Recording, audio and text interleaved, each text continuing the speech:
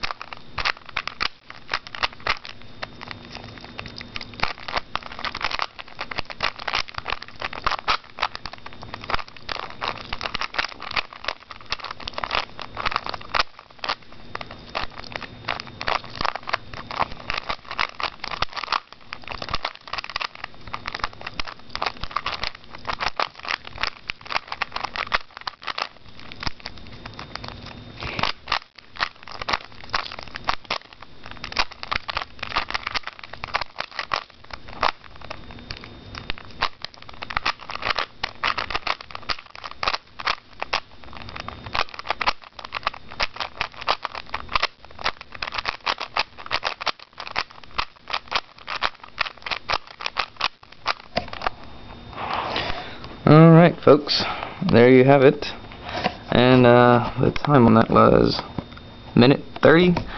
Probably one of my faster solves, although at the beginning it felt like it was kind of going a little sloppy. But alright everybody, take it easy, see you later.